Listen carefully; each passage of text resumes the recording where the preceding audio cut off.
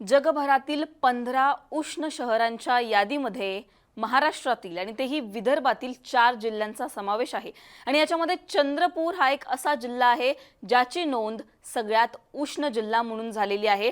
45 degree सेल्सिअसच्या वर चंद्रपुरातील तापमान गेलेलं आहे।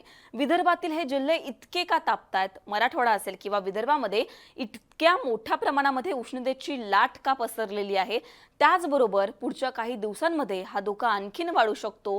हवामान विभागाने नेमका काय अंदाज दिलेला आहे, काय अलर्ट आहे, हे सगळं आजच्या वेदर रिपोर्टमध्ये जाणून घेणार आहोत। नमस्कार, मी पूजा, तुम्ही पाहताय मुंबई तक। सगळ्यात पहिल्यांदा आपण कुठे किती तापमानाची नोंद झालेली आहे, 42 डिग्री सेल्सिअसच्या वर 22 तारखेला कुठे तापमानाची नोंद झालेली आहे ते बघा। सगळ्यात उष्ण तापमान महाराष्ट्रात चंद्रपुरात पाहायला मिळतंय 45.6 डिग्री सेल्सिअस, जे की जगभरामध्ये सगळ्यात उष्ण शहर म्हणून ज्याची नोंद झालेली आहे। ब्रह्मपुरी 45, अमरावती 44.6, अकोला 44.1, नागपूर 43.6, यवतमाळ 43.4, वर्धा 43.4, वाशिम 42.5। विदर्भातील हे सगळे जिल्हे आणि 42 डिग्री सेल्सिअसच्या वर या सगळ्या भागांमध्ये तापमान गेलेलं आहे। खास करून हे 4 जिल्हे जर तुम्ही बघितले तर 45 डिग्री सेल्सिअस पर्यंत तापमान आपल्याला इथे पाहायला मिळतंय। हे सगळं का होतंय, विदर्भ इतका का तापतोय, याची कारणं आम्ही हवामान तज्ञांकडून जाणून घेतली आणि ती आपण पुढच्या ग्राफिक्स मध्ये पाहणार आहोत। के.एस. होसाळीकर जे की हवामान तज्ञ आहेत त्यांच्याशी आम्ही बोललो आणि त्यांनी नेमकं काय सांगितलेलं आहे ते पहा।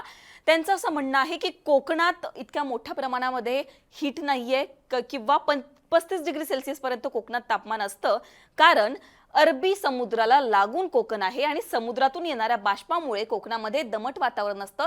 त्याचबरोबर तिथलं तापमान जास्त वाढत नाही, कारण समुद्रातून येणारे जे वारे आहेत त्याचा परिणाम कोकणामध्ये होतो आणि कोकणातील सगळ्या जिल्ह्यांवर होतो। आता राहिला मराठवाडा आणि विदर्भाचा प्रश्न, तिथे इतक्या मोठ्या प्रमाणामध्ये का वातावरण तापतं, इतक्या मोठ्या प्रमाणामध्ये 40 डिग्री सेल्सिअसच्या वर वातावरण का जातं, तापमान का जातं। त्यांनी असं सांगितलेलं आहे की सह्याद्रीमुळे मराठवाडा आणि विदर्भामध्ये ड्राय हीट तयार होते आणि भारताच्या नकाशामध्ये जे स्थान आहे विदर्भाचं आणि मराठवाड्याचं ते आतल्या बाजूला आहे। त्याच्यामुळे काय होतं की उष्ण जे वारे आहेत, मोठ्या प्रमाणात उष्णतेची लाट जी आहे, उष्ण वाऱ्यांचा परिणाम विदर्भ असेल किंवा मराठवाड्यातील अनेक जिल्ह्यांमध्ये होतो, खास करून विदर्भातील जिल्ह्यांमध्ये होतो असं त्यांनी सांगितलेलं आहे। त्याचबरोबर जर आपण बघितलं तर क्लायमेट चेंज हा सुद्धा याला एक मोठा कारण आहे, ज्याच्यामुळे वाढतं जे बदलतं वातावरण आहे त्याच्यामुळे सुद्धा हा बदल होतोय। विदर्भ आणि मराठवाड्यातील जे काही जिल्हे आहेत ते जिल्हे तापतायत असं त्यांनी म्हटलेलं आहे। पुढच्या ग्राफिक्स मध्ये आपण पाहणार आहोत की आजपर्यंत कधी कधी वेळा विदर्भातलं तापमान जे आहे ते वाढलेलं आहे। आता हवामान तज्ञ होसाळीकर असं म्हणालेले आहेत की पहिल्यांदा असं झालेलं नाहीये की चंद्रपुरामध्ये तापमान 45 डिग्री सेल्सिअस पर्यंत गेलेलं आहे। नेहमी म्हणजे गेल्या वर्षीचा उन्हाळा जो होता त्याची नोंद सगळ्यात जास्त उष्ण उन्हाळा म्हणून झालेली होती। त्याच्यामुळे ही पहिलीच वेळ नाहीये की इतक्या मोठ्या प्रमाणात तापमान वाढलेलं आहे। विदर्भातलं तापमान हे नेहमी वाढत असतं असं त्यांनी म्हटलेलं आहे। आता इकडे बघा, 1996 पासून त्यांनी दिलेलं आहे की चंद्रपुरातलं तापमान नेमकं कधी कधी वाढलेलं आहे। आता इकडे बघा, 30 हे सगळे एप्रिल महिन्यातलं तापमान आहे। एप्रिल महिन्याविषयी आपण बोलतोय, मे महिन्यामध्ये तापमान जास्त असतंच, पण एप्रिल महिन्यामध्ये खरंच तापमान चंद्रपुरातलं वाढलेलं आहे का किंवा पहिलीच वेळ आहे का, याबद्दल जर आपण बोललो तर ही पहिली वेळ नाहीये।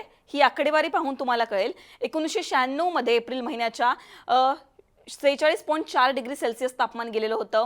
त्याच्यानंतर 2022 मध्ये 46.2 झालं होतं, 1973 मध्ये 46 होतं, 2017 मध्ये 45, 2022 मध्ये 45, 1973 मध्ये 45, इकडे बघा 2000 मध्ये 45, 2010 मध्ये 45, 2017 मध्ये 45, 2022 मध्ये सुद्धा 45 गेलेलं होतं। त्याच्यामुळे पहिल्यांदाच चंद्रपुरातलं तापमान इतकं वाढलेलं आहे असं सुद्धा नाही। आता विदर्भात 2019 मध्ये विदर्भातील या जिल्ह्यांमध्ये किती किती तापमान होतं ते सुद्धा पहा। गेल्या वर्षीच्या तुलनेमध्ये या वर्षीचा उन्हाळा सगळ्यात जास्त उष्ण आहे का, याचं उत्तर तुम्हाला इथे मिळेल। जर 2019चा विचार केला आपण तर चंद्रपुरामध्ये एप्रिल महिन्यात जास्तीत जास्त तापमान 47 डिग्री सेल्सिअस होतं, अकोल्यामध्ये 47 होतं, अमरावती 46, वर्धा 46, यवतमाळ जर आपण बघितलं तर 45 आहे आणि नागपुरात सुद्धा 45 आहे।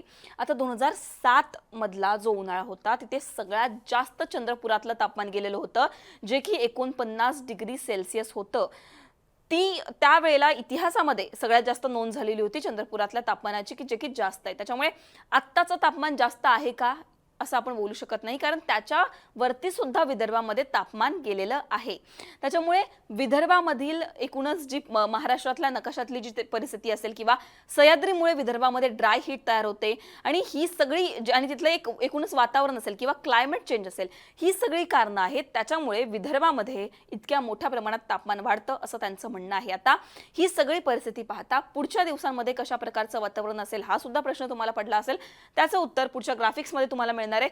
23 तारखेचा जर आपण विचार केला तर फक्त कोल्हापूरला थोडंसं ढगाळ वातावरण असेल, पण नागपूर, चंद्रपूर, अमरावती, अकोला, विदर्भातील या सगळ्या जिल्ह्यांमध्ये, हिंगोली, त्याचबरोबर मराठवाड्याचा हा सगळा भाग घ्या, बीड असेल, लातूर, सोलापूर या सगळ्या भागांमध्ये हीटवेव्ह आहे. 45 डिग्री सेल्सिअस आजच्या दिवशी चंद्रपुरातलं तापमान आहे. पुढच्या 2 ते 3 दिवसांमध्ये हे तापमान वाढू शकतं. त्याच्यामुळे घरातून बाहेर निघताना काळजी घ्या. 24 तारखेचं तापमान बघा, अकोल्यातील काही जिल्हे आहेत, नागपूर, अमरावती, वर्धा, चंद्रपूर या सगळ्या जिल्ह्यांना हीटवेव्ह आहे.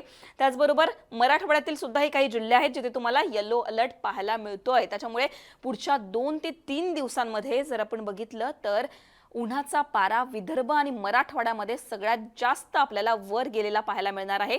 तापमानात मोठ्या प्रमाणात बदल होणार आहे. अवकाळी पावसाचं जे संकट महाराष्ट्रावर होतं एप्रिल महिन्याच्या शेवटच्या आठवड्यामध्ये म्हणजेच 29, 28, 30 तारखेला थोड्या प्रमाणात पाऊस येऊ शकतो, पण सध्या तरी पुढचे 2 ते 3 दिवस कडक असं ऊन विदर्भ आणि मराठवाड्यामध्ये असणार आहे. कोकणामध्ये 35 डिग्री सेल्सिअस पर्यंत तापमान जाऊ शकतं. उत्तर महाराष्ट्रामध्ये सुद्धा 40 डिग्री सेल्सिअसच्या आसपास तापमान जाऊ शकतं. पण मराठवाडा आणि खास करून विदर्भामध्ये 45 डिग्री सेल्सिअसच्या वर सुद्धा तापमान जाऊ शकतं. त्याच्यामुळे या सगळ्या हवामानाच्या अंदाजाकडे आपलं लक्ष असणार आहे आणि आम्ही तुम्हाला त्याचे अपडेट देतच राहू. पण सध्याच्या या सगळ्या हवामान अंदाजावर तुम्हाला काय वाटतं? आणखीन तुमच्या याच्यावर काही प्रश्न असतील तर ते आम्हाला कमेंट सेक्शनमध्ये कळवा. मुंबई तकला जर तुम्ही अजून सबस्क्राईब केलं नसेल तर सबस्क्राईब करायला विसरू नका. हा व्हिडिओ पाहिल्याबद्दल धन्यवाद.